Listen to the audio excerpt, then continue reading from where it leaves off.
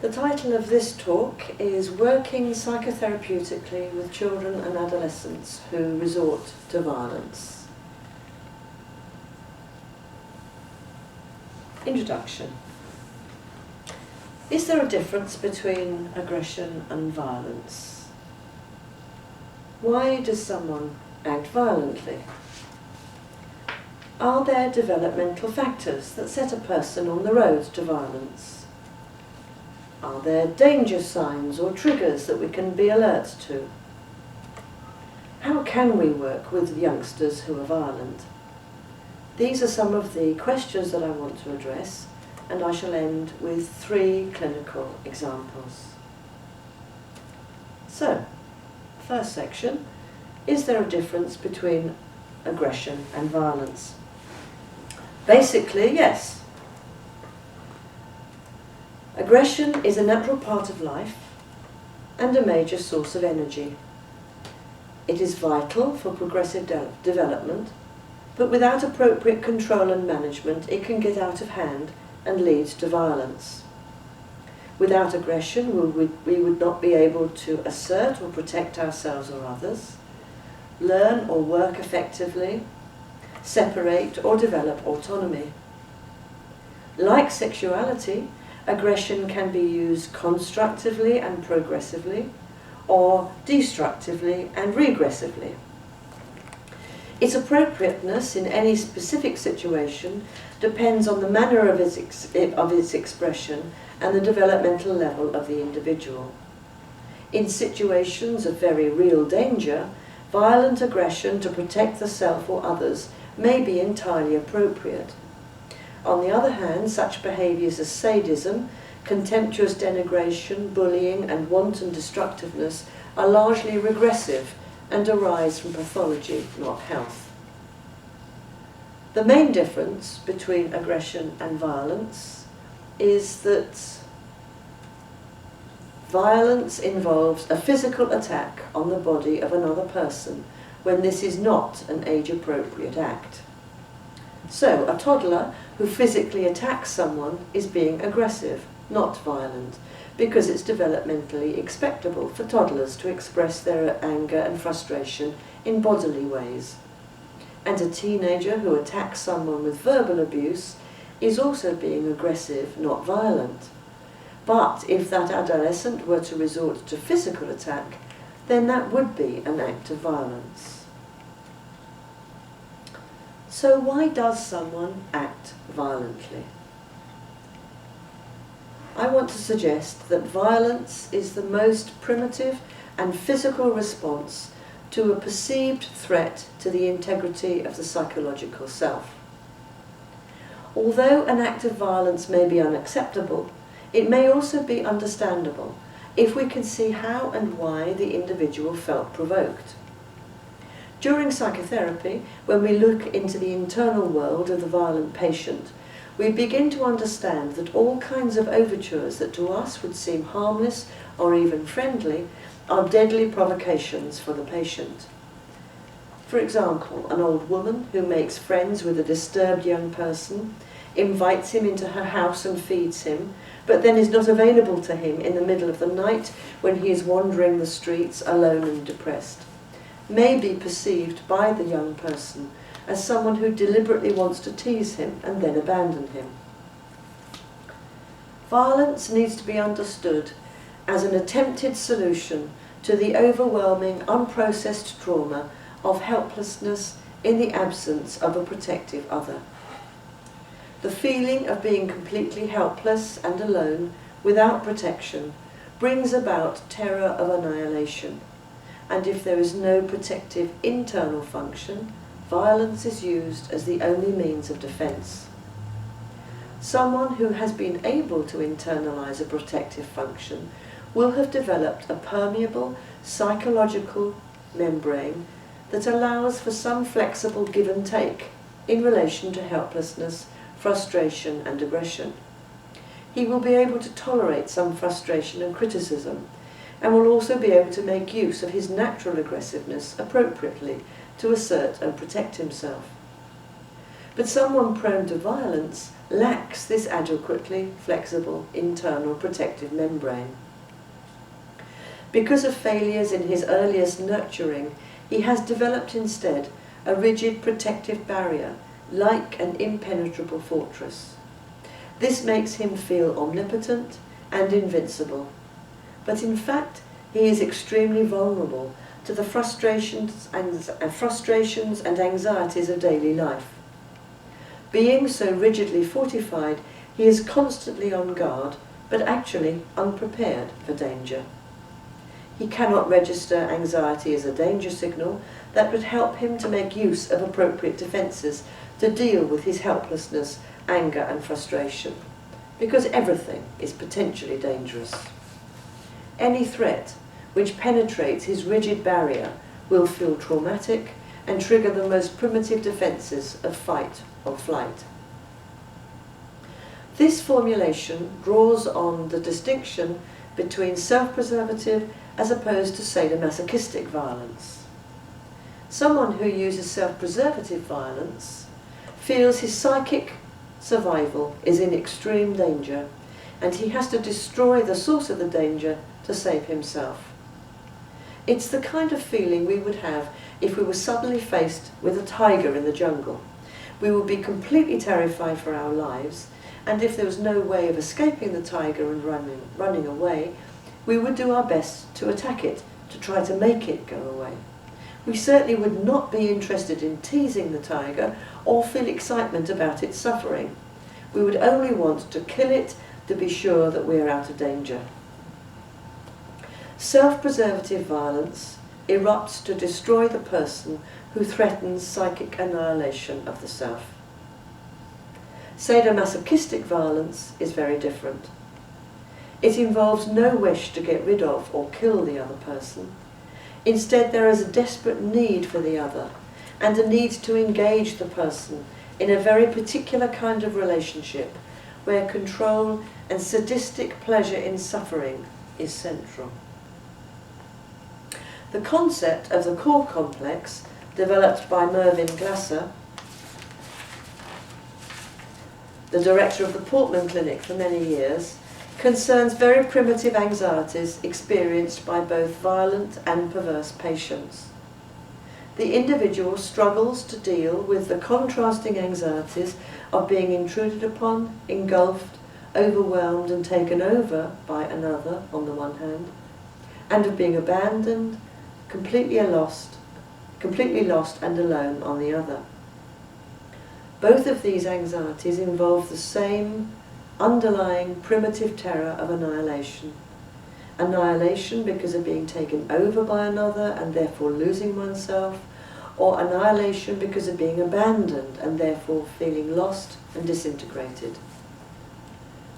Such a person swings back and forth between these two extremes. When anxious about being engulfed by another, he tries to protect himself by moving away from that person. But then he experiences the opposite anxiety of being abandoned and alone, and so he moves towards that person again. This is an impossible situation, and he desperately needs to find a position of safety, not too close to avoid feeling engulfed and overwhelmed, and not too distant to avoid feeling abandoned. Sadomasochism, either as a style of relating, or as a full perversion, or as a violent response, is the false solution that some people use to defend against core complex anxieties. The sadomasochist tries to keep the other within his control and at a safe distance. In the Portman Clinic Violence Research Project, under the leadership of Mervyn Glasser in London, we noticed that all the violent men in our research study attempted to protect themselves by habitual sadomasochistic modes of relating. When this defence broke down, the core complex anxieties surfaced, and they again experienced the other as completely engulfing or abandoning. Self-preservative violence then erupted to destroy the person who had become the source of the ultimate danger.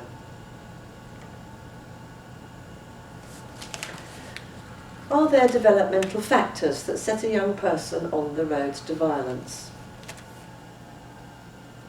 In order to understand what can go wrong, we need to consider the usual paths of the development of aggression, defence and mastery, the self, ways of relating, and the conscience. Early environmental failures and the way they are carried in the child's internal world can lead an individual to become violent. In another talk entitled From Biting Teeth to Biting Wit, The Normative Development of Aggression, I attempted to trace the various internal and external factors that affect the child's capacity to face and deal appropriately with his aggression. I won't repeat all of that developmental material here. What I will simply do is look at some aspects of development of aggression that are especially relevant to the notion of the construction of a rigidly fixed internal barrier.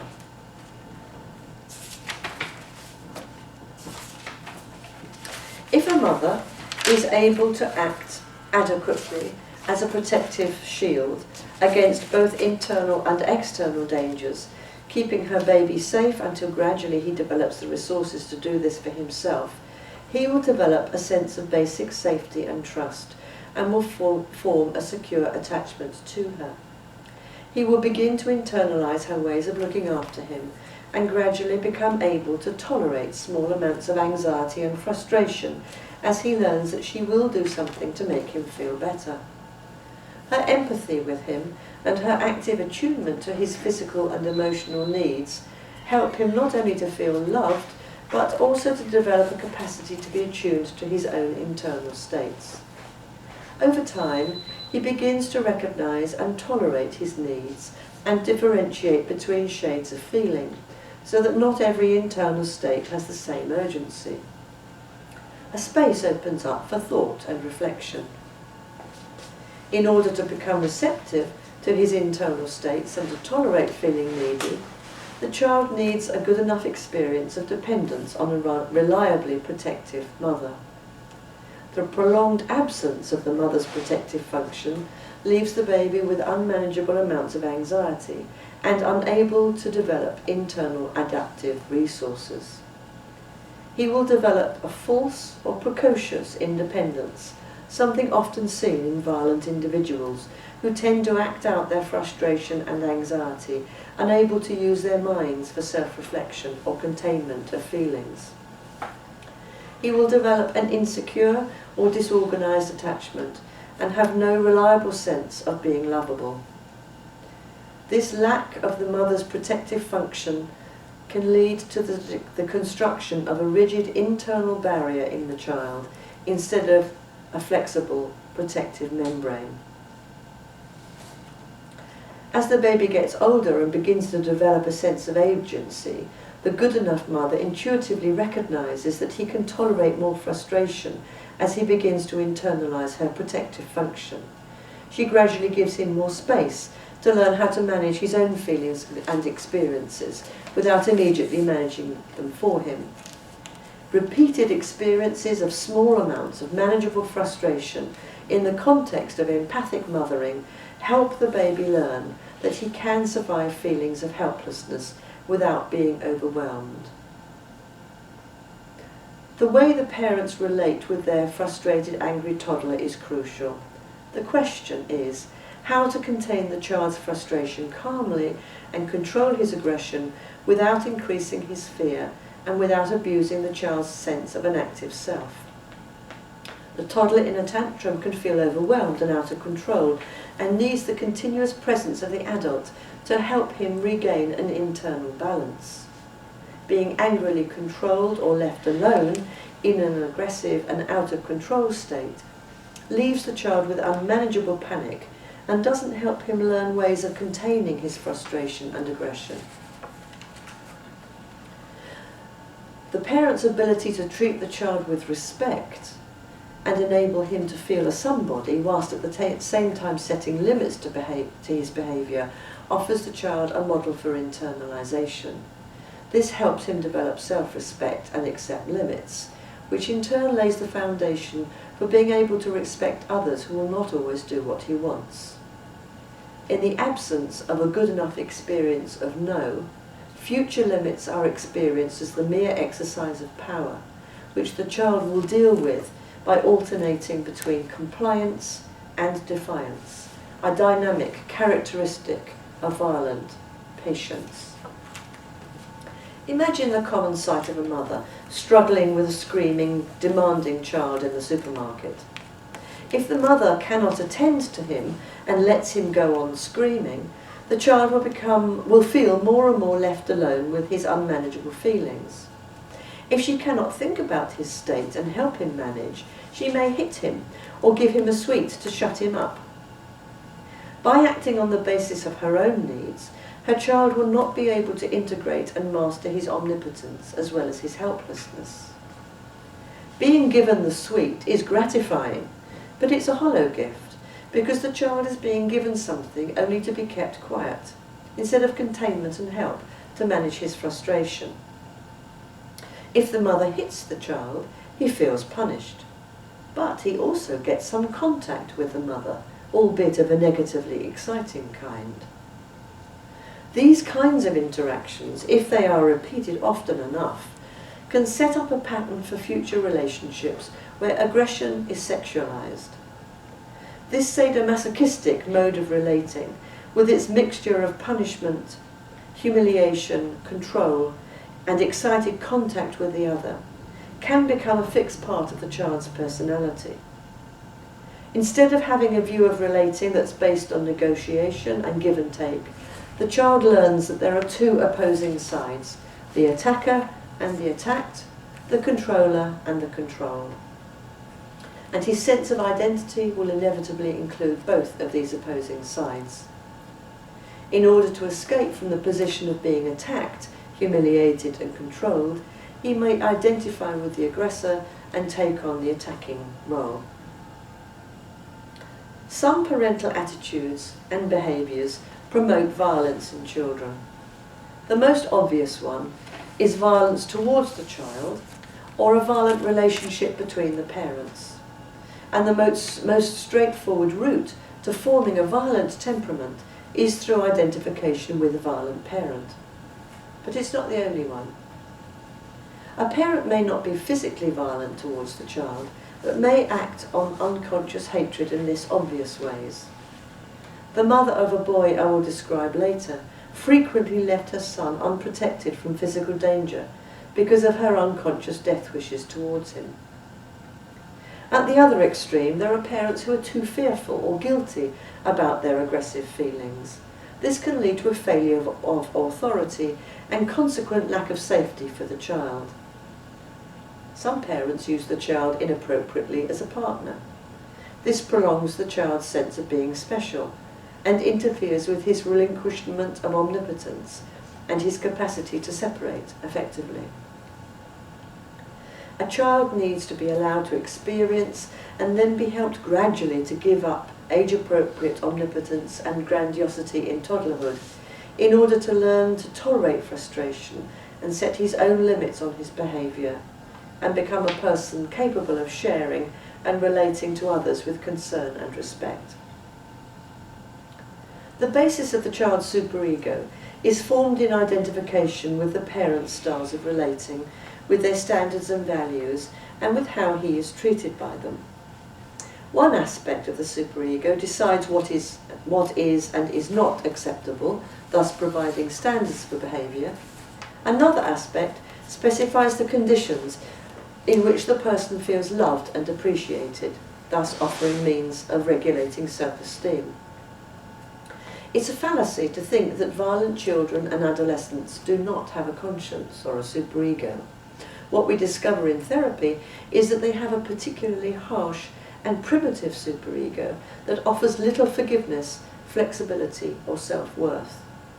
In effect, it creates an internal source of danger that is so punitive that it can only be dealt with by fight or flight, that is, by defying or avoiding its persecuting voice. Several varieties of pathological development of the superego and its relationship to the self are common in violent patients. To defend against feelings of being helpless and vulnerable, the child may form an ideal picture of himself as invincible, such as the tough guy or the dictator. As well as providing an idealized self to live up to, this is also a tyrannical model of both internal and external control. The benefit of a healthy superego is that it makes less rigid and unforgiving demands on the self and other, but at the same time it ensures effective and appropriate control and offers satisfaction through mastering conflict. Another pathological development of the superego involves compliance. Fearing his own or his parents' uncontrollable aggression, the child avoids all conflictual situations, especially competition, and becomes compliant. He gains self-esteem from living up to his ideal of himself as good, and by perceiving others as aggressive. Such a child does not learn to differentiate between shades of angry feelings, ranging from mild irritation all the way up to murderous rage. Nor does he find ways of asserting himself appropriately.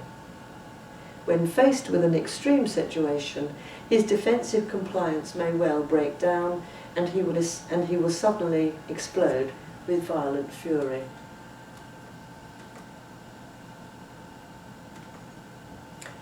So, are there danger signs or triggers that we can be alert to? We need to remember that it's fear and anxiety that leads to pathological aggression. Understanding what has gone wrong developmentally for a youngster who acts violently can alert us to the danger signs and triggers to his violence. Anything that touches his vulnerability may be experienced by him as an attack on his rigid internal barrier and cause him to react violently. Such vulnerability includes anything that could arouse a sense of helplessness, humiliation, or fear of annihilation in relation to core complex terrors, including feeling controlled, cornered, trapped, smothered, intruded upon, criticised, bullied, rejected, being treated dismissively or ignored, neglected, abandoned, feeling teased, mocked, shown up and exposed to shame, feeling small and silly. So how can we work with youngsters who are violent? If we can understand how healthy aggression can go wrong, the developmental factors that lead a young person to becoming prone to violence, if we can be alert to the dangerous situations and triggers, we can then think of how we might work with violent youngsters. The psychotherapist has the difficult task of combining two contradictory perspectives. She needs to offer the patient safety, but she also needs to understand that her efforts to reach him will inevitably represent a dangerous situation for him because of his terror of intimacy. She has to think about and process what is happening in the room in the way the child cannot, recognizing his bodily enactments as concrete expressions of his emotional states. By empathizing with and naming his feelings tactfully and without being intrusive, she acts like a protective shield. He may gradually be able to begin to internalize this protective function in a way that was not possible in his early development. Because violent prone people are extremely sensitive to core complex terrors and to feeling humiliated, we have to be more than usually careful about what and how much to say and how we say it. Saying too much will be experienced as intrusive. Being silent will feel dismissive and abandoning. And anything we say may be experienced as threatening or punitive. The following clinical examples highlight some of the difficulties of working with violent children and adolescents and give a feeling of what the experience is like, both for the therapist and the patient. The first example is of Charles, who was described in the other paper that I mentioned, the other talk that I referred to earlier, but this is a longer example. At the age of 6, Charles was referred for 5 times weekly analysis because of violent outbursts and inability to relate to peers and alarming swings between infantile behaviour and pseudo-mature language. In his first session, he began by behaving like a toddler. He crawled on the floor, threw the toys over his shoulder aimlessly, and named them in a babyish voice. Car, horse. When I said that I knew he was very unhappy sometimes, and that I was there to try to help him to understand his worries so that he could be happier, Charles said in quite a different voice, "Well, shall I tell you about my worries then? I don't like school, I have a devil inside me, and I get cross with my mummy." But such direct communications were extremely rare and were followed by infantile and aggressive behaviour. He suffered from extreme fears of abandonment and perceived himself as a devil hated by his parents. This was repeated in the relationship with me. He seemed determined to prove that I hated him and wanted to get rid of him. This is the boy I mentioned earlier, the boy whose mother had unconscious death wishes towards him. I remember seeing him leave the clinic one day with his mother, little sister and the nanny. The nanny and the little sister walked out together first, followed by the mother and then Charles on his own. Charles climbed onto the high wall beside the steps outside the clinic. There was a long drop from this wall onto the stone floor of the basement underneath. The mother turned round and saw Charles climb onto this high wall. Then she turned her back on him and walked on. She didn't do what most mothers would do, go back to him, hold his hand to prevent him falling, help him climb off the wall, talk to him. I was terrified that Charles would fall and hurt himself. She seemed completely unconcerned about his safety. Charles's physical attacks on me were very violent. At times he behaved like a wild animal. He would spit and bite, hit and kick, throw toys at me, and lunge at me by using every bit of his body as a weapon. At first, these attacks seemed unprovoked and unpredictable, but I began to understand that I was the source of danger for him, representing the dangerous mother of his internal world. I felt shaken, helpless, and overwhelmed. I had to set limits for my own safety and to safeguard my capacity to continue working with him. I was also convinced that allowing him to hurt me would confirm his view of himself as unstoppably evil. Setting limits was a case of trying to dodge missiles and trying to think quickly about what he might do next. When I could not escape the physical assaults, I had to restrain him physically, something I've only needed to do with 2 children in 25 years as working as a child analyst. What was so hard about this was that I was then in an aroused state, and I knew this involved my feeling of wanting to be sadistic towards him. I had to watch this very carefully. When I had to hold him for my own safety, I tried to talk to him calmly, saying I knew this was awful for him, and I knew he felt pinned down and trapped, but that I needed to keep us both safe. I would say things like, I knew he would be scared of me and might not want to come to the next session, and he would be frightened that I would stop liking him. It was wholly inadequate to understand these physical attacks as expressions of rage.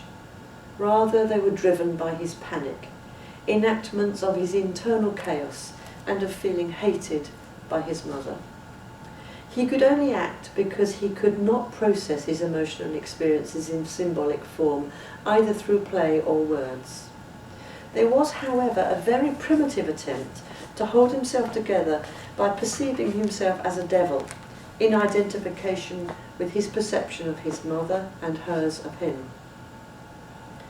Because he also saw me as the dangerous and murderous mother in his internal world, he became phobic of me and would either resist coming to the room or run out of the building, where I had to try to keep him safe from running in front of cars in the street. Or if he did come to the room, he would try to defecate there. And when I took him to the toilet, he would smear his feces then collapse in deep distress and ask me to clean him up. This demonstrates his terrible problem. He desperately needed the protective intervention of the very person who terrified him. Me, and of course his mother. At first I tried to help him organise his chaos by talking about his fears and fantasies. With most children this would bring relief, containment and a sense of being understood. But with Charles it had the opposite effect. It increased his anxiety and made his emotional experiences even more concrete. As his anxiety increased, so did his bodily enactments. I had to show that I could survive his attacks and not reject him, and I frequently talked about my needs to keep us both safe until he could manage this for himself. I had to find a therapy language to communicate with Charles in a way that made words meaningful yet safe. I would speak of his enactments as body talk and talk about his spilly feelings, but only at times when he was more calm and not when he was actually spilling out his chaos. As his experiences were sufficiently contained, understood and described in a way that he could hear, there was a shift towards symbolic communication. For the first time he began to play, and his violence diminished. He became obsessed with building gold mines, nuclear power stations and dams, which expressed his concerns about murderously anal explosions and dangerous substances leaking out and destroying everything. One day he built a dam and spoke with increasing anxiety about the dam breaking and destroying the nearby town. I sensed that a dangerous, spilly situation was approaching, but I did not interpret this directly, knowing that Charles would experience my words concretely as if I was telling him he was definitely going to be spilly, and then he would. Instead, I addressed the approach of spilling out his chaos in displacement through the play. I said I could see that he was a bit worried that the town could get destroyed because the water wouldn't be contained by the dam, and I knew he wanted to keep the town safe. I said, how about we make some special openings in the wall of the dam, at the bottom, to let out small amounts of water at manageable intervals so that there won't be a huge flood. Charles was immediately relieved and ran up and kissed me. I then said that I understood how frightened he got, that his feelings would spill out like the water in the dam, and I wanted to try to help him find ways of managing his spilly feelings so they wouldn't flood him. Initially, everything spilled out of Charles, the contents of his body, urine, feces, spit, and his feelings and aggression. He had no sense of safety or containment, which I had to try to provide. But the aim was not just, of course, to keep him safe, but to enable him to internalise a protective function. It was essential to help him develop some symbolic capacity to play and use words meaningfully. These capacities gradually helped him to begin to deal with small amounts of feeling in a similar way to the openings in the dam in the game that let out small amounts of water to prevent flooding. Much later, when his good progress in analysis caused his parents to want to end his analysis suddenly, Charles reverted again to concrete enactments. He had now become attached to me and therefore frightened of losing me, and he responded to his fear in a concrete, self-destructive way by trying to climb on the high stair rail outside the therapy room. This self-endangering behaviour increased towards the end of every session. Words again proved useless, and to prevent him from falling downstairs, I had to restrain him physically. But as this became an excited battle for him, I decided instead to stand in front of the therapy room door to prevent him from dashing towards the stairs. Charles erupted into a massive tantrum, throwing himself around the room and screaming, but he didn't attack me. I tried to stay calm, telling him it was very important that he did not get hurt. I said that I knew he got very wobbly at the end of the session, because he was worried that I wanted to say goodbye, and perhaps he needed to know that I wanted to see him tomorrow. This was a reference, of course, to his fear of his mother's hatred of him and his sense that she wanted him dead. Finally, the orgy of extreme emotions subsided, and Charles fell to the floor in a heap, clinging to my ankles and crying over and over again in a loving voice, "My Marianne, my Marianne." He was then able to leave the session calmly and didn't attempt to throw himself downstairs again. Although Charles was physically aggressive towards me, it was possible to tolerate his aggression sufficiently to be attuned to his underlying internal state of panic and chaos, underlying which was a terror of annihilation. So what looked like a child attacking his therapist was understood as a child terrified the therapist wanted to kill him. I had to act to keep us both safe, and I had to contain my own sadism and try to empathise with his terror of me as murderously dangerous. This case illustrates how feelings of humiliation and helplessness can trigger violence. In the absence of symbolisation, humiliation and helplessness are not emotional experiences.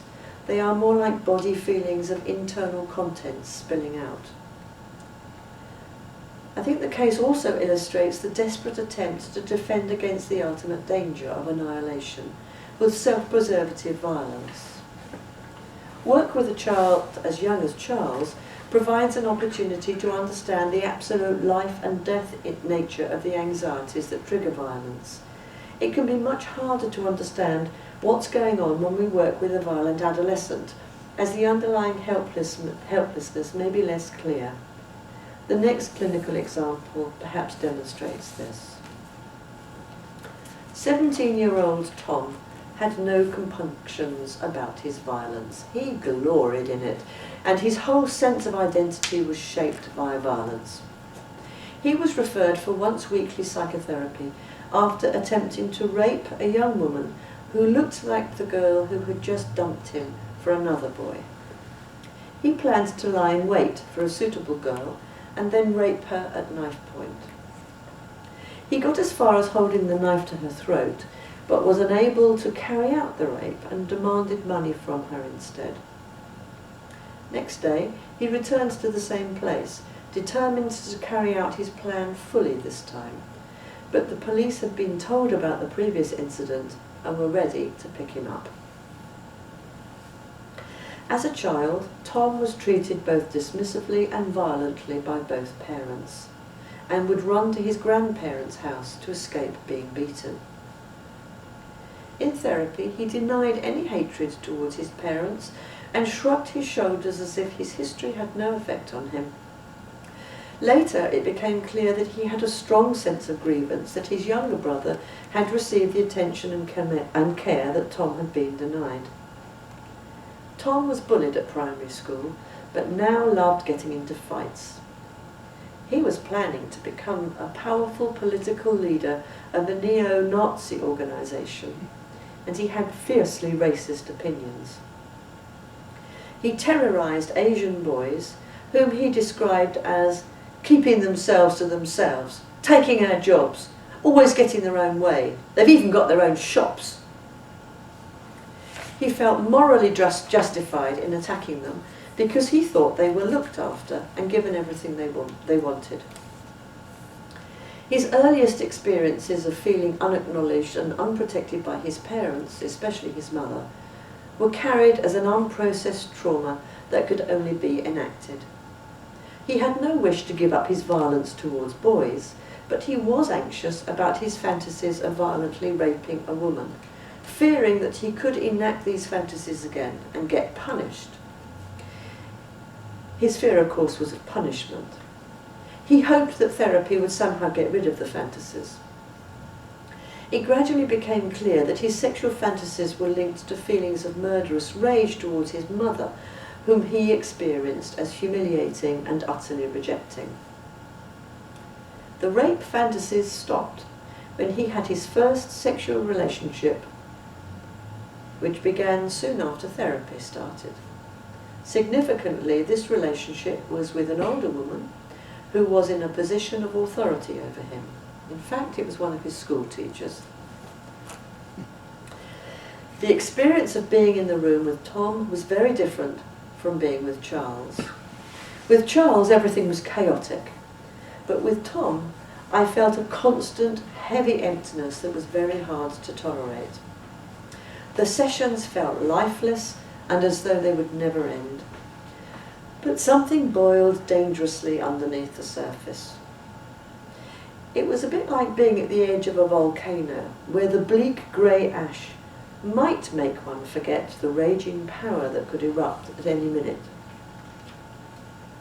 Tom's fear of trusting me made it very hard for him to engage in the therapeutic process. He was polite, but mostly silent. Unlike most adolescents who are silent in therapy and tend to avoid eye contact, Tom stared at me in a challenging and expectant way that was extremely uncomfortable. I felt both shut out by him in the silence, but also intruded upon because of his penetrating gaze. Tom found the silences very awkward too, and wanted me to ask him questions, but when I did, he experienced me as forcefully intrusive. This was a very powerful dynamic.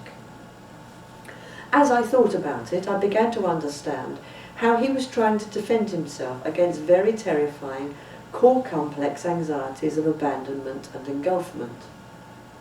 He was identifying with the aggressor, his neglectful, abandoning but also intrusive mother, and his violent and uncaring father. And in the sessions, he made me feel both abandoned and engulfed. One can also see the link here with his fantasy of invading a woman forcefully by raping her. I told Tom that I had a dilemma to think about with him. It seemed that my words, as well as my silence, made him feel awful, and he seemed to feel very unsafe and uncomfortable in the room with me. I tried to explore his discomfort with me, and as I did, it emerged that he found all verbal communication difficult. He felt he had nothing interesting to say, and that nobody noticed him. I said that must make him feel terribly lonely. It might make him be very hard for him to feel that he was a somebody worthy of notice. Perhaps he even felt invisible sometimes. He agreed, and said that the only thing that would always make people pay attention to him was when he talked about his racist political opinions. It didn't matter whether the person agreed or disagreed. All that mattered was to get an intense reaction from them. I linked this urgent need to get through to people with his helpless isolation of having never felt really noticed in a good way by his parents. I wondered if the only way he felt he could make an impact on someone was by force, by his forceful political views or physical violence. This seemed to reach him, and he responded thoughtfully, saying for the first time that he felt helpless and vulnerable sometimes. Tom had organised himself around a complete denial of any regressive wishes for nurturing, although he did let me see very brief glimpses of his extreme neediness. He tended to present himself as an immaculately besuited adult with none of the typically adolescent anxieties about growing up. The capacity to acknowledge regressive wishes implies healthy narcissism and an internalized image of a protective other who can be relied on. Without these, Tom could only deal with his regressive wishes by denying them and externalizing them onto the ethnic minorities whom he then murderously attacked for being like greedy children who got everything they wanted. Like Charles, Tom was unable to feel secure and safe. He had built a pseudo-identity for himself as the tough guy to protect himself from feeling vulnerable. This fortified his rigid internal barrier as a substitute for the missing protective function. Dramatically illustrated when he spoke of having no fear of physical danger. With a violent and negating mother and father, and no age-appropriate allowance for omnipotence in early childhood, the smallest humiliation was experienced by Tom as the most terrible trauma. Underneath a presentation of himself as an all-powerful young man, there was a frightened and humiliated child whose only way of protecting himself from an overwhelming sensitivity to feeling a rejected nobody was to act violently. Coldly calculated violence shaped Tom's identity so that he could try to avoid dealing with his terrifying core complex anxieties and therefore would not experience the ultimate threat to psychic survival. The final clinical example illustrates the importance of thinking about technique when working with violent adolescents. David was a traumatized and narcissistically vulnerable adolescent who defensively needed to protect himself from acknowledging that he was in need of help. His dread of regression and intimacy was especially intense, and his story illustrates Winnicott's thesis that at the root of the antisocial tendency there is always deprivation. David, aged 14, was referred because of violent and sexualized behavior. He aggressively grabbed at girls' bodies and said he wanted to be a rapist when he grew up. He bullied boys at school and was rude, physically aggressive and out of control. His background of extreme neglect and violence included not having enough to eat and a home like a slum with rats and rubbish everywhere, no usable toilet or bath. David sometimes witnessed his father hitting his mum when she was having an epileptic fit, and the dad was also violent to all of his 4 sons, but especially to David, the eldest. Father watched pornographic videos with David, and it's also likely that David witnessed parental sex. All the children were taken into care. The parents then separated and sought no contact with the children. David's 3 younger brothers were all adopted, but David refused to be, hoping to return to his mother one day, even though she had shown absolutely no interest in him. After several failed placements because of very disturbed behaviour, David eventually settled with a foster family whose children were all in their early 20s, in other words, all a lot older than him. In our first meeting, David made it clear he didn't want therapy, and that the long journey to the clinic was boring and too tiring. He said he'd been told off for what he'd done and it was all in the past. I said many people felt like he did about therapy. They weren't sure what it was about, thought it was a kind of punishment, but I thought therapy was really to help people understand themselves, try to sort things out and hopefully like themselves better so that their life and future could be happier.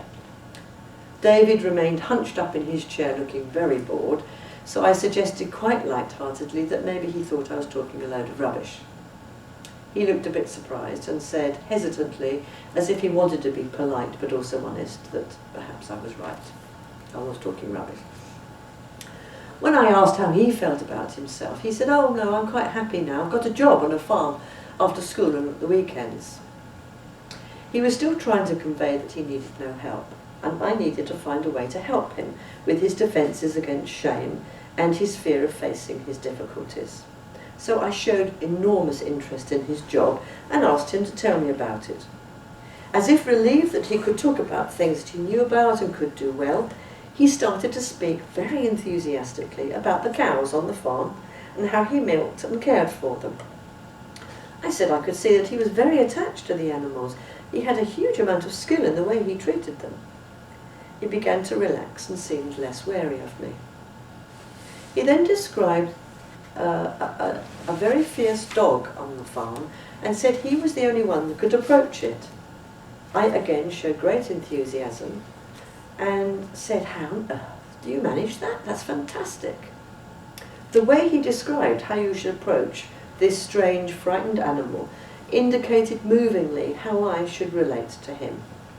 He said, "You should never make a big fuss or a lot of noise around an animal if it doesn't know you. You should approach it very slowly and gently and let it get to know you gradually until it feels safe. It might be scared of you at first, but then it will become very attached to you." I asked a lot about the animals and how he managed them, and he grinned with pleasure when I admired his enthusiasm and skill, and he was surprised when this first session had to end. In the ensuing once-weekly sessions, David talked more about the farm animals and about his skill in driving and mending the tractors. This conveyed his capacity for tenderness and reparation, as well as pride in his phallic skills. Therapy helped him to begin to value himself more as someone who wasn't only just trouble, and to risk being curious about himself and his difficulties. He began to take more responsibility for his feelings and actions, and the bullying and sexualized behavior stopped. By the end of therapy, when he started at agricultural college, he seemed to have begun to face the major developmental tasks of adolescence. He had a more solid view of himself, a positive attitude towards his future, and a better capacity to stand up for himself without being exploited or resorting to physical aggression. He could think more about himself and his impact on others. He had found a girlfriend, and he had finally, perhaps most importantly, been able to give up his vain hope that his mother would come lovingly one day to claim him. Work with David shows the importance of not being exclusively preoccupied with aggression when working with violent youngsters. And I think it shows the need to acknowledge the health and strengths of the patients in order to help them develop a sense of themselves as a somebody who is worthwhile, are not only an unwanted, dangerous nuisance to be criticised and condemned. And this follows the advice of Anna Freud that one should encourage and work on the libidinal development and not focus specifically or only on the aggression. I hope that the clinical example show the importance of establishing a safe setting in the patient's mind as well as the therapist's mind so that the therapeutic work can proceed. This is not an easy thing to do. From the youngster's point of view, the therapist is someone to be feared because she represents for him the original unprotected parent as well as an externalization of the child's primitive superego. The therapist needs to be extremely careful not to make the situation worse for the patient by seeming in any way dismissive, intrusive, humiliating or punitive. And she also has to deal with the impact of the youngster's very primitive anxieties that will inevitably trigger her own. The dangers are that she may either defend against her own anxieties by denying that she is with a patient who might attack her, or she may be so afraid of being attacked that she cannot be receptive to the patient's needs. It's vital to remember that the patient will not be able to tolerate being at the receiving end of the very defences he relies on. For example, if the therapist fails to be receptive to the patient, she will be experienced as building an impenetrable barrier against him, and this will be a major provocation and could provoke violence. I have suggested that violence needs to be understood as an attempted solution to overwhelming trauma that the individual has not been able to process, and I have defined this trauma as helplessness in the absence of a protective other. This, of course, does not imply condoning violence and only treating the violent patient as a victim. On the contrary, I want to emphasize that the violent individual is both a perpetrator and a victim. He is a perpetrator because of his violent behavior and in his internal defensively ideal image of himself, and he's a victim, having been failed at a point of maximum helplessness as an infant and lacking an internalized protective membrane, and also a victim in relation to his own primitive, punitive superego. I think he enacts all of this, causing harm to others and inviting punishment unconsciously from the law. The psychotherapist's task is to resist collusion either with the values of his ideal self, violence, or the demands of his harsh superego, sadistic punishment. Instead, it is to try to understand the patient's predicament, something he cannot do himself. To this end, it can be helpful to think about the concept of the rigid internal barrier as a desperate attempt to fortify the self against overwhelming dangers. This understanding helps in trying to make emotional contact with patients who finds it extremely difficult to communicate effectively with others, or even with themselves, without resorting to violence. Thank you.